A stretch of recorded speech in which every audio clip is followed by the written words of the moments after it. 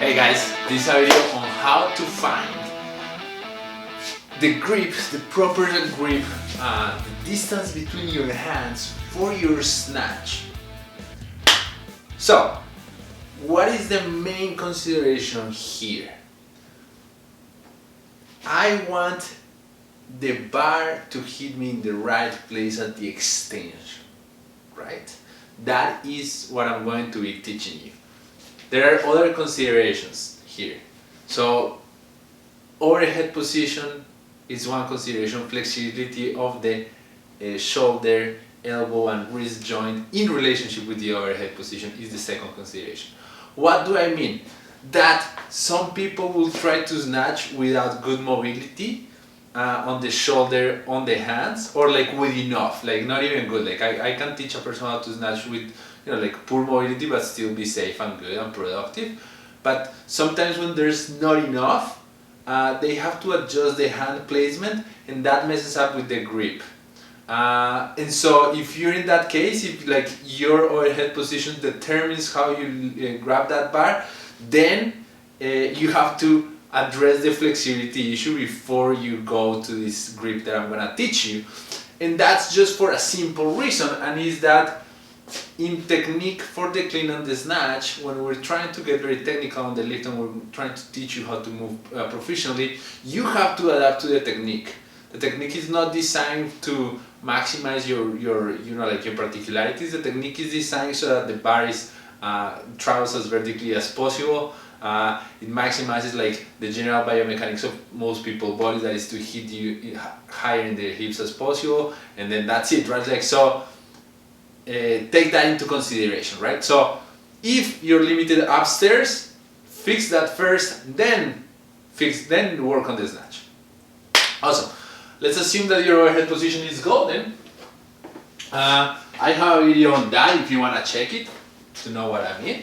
And now what we're going to do is we're going to start with the bar, you know, like start with whichever bar you want with a hook grip, and start with in any place of the bar. I'm going to start here on the mark of the nerve, right? So I'm gonna just grab that bar there, and what I'm going to do is I'm standing tall, retracting my shoulder blades, and I'm gonna lift my leg, and as you'll see, the bar moves a lot, right? So I'm gonna go a little bit wider. So I'm gonna go wider in both sides on the same direction, and I am going to go there, and I'm gonna lift, and you'll see there that when I hit here, the bar moves but very little.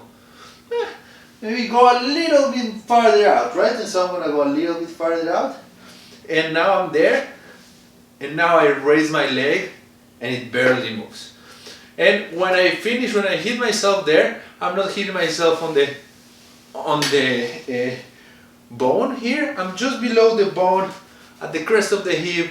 And when I raise my leg, it doesn't move. Why am I doing the combination of all that? Well, you don't want to hit yourself in the bone for obvious reasons.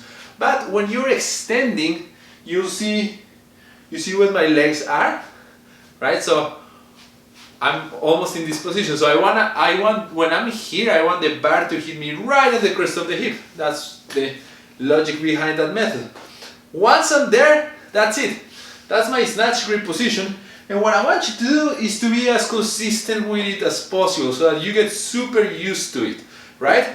And what you want to see also is that when you bring it to that overhead position, your shoulder blades, like you can rotate your arms, everything looks good and solid.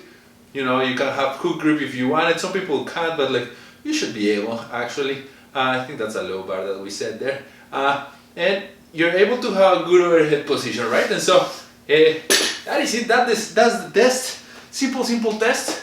If you need help with your flexibility for the shoulders, just let me know. I have a ton of videos there that can help you. And that is it. Give it a try.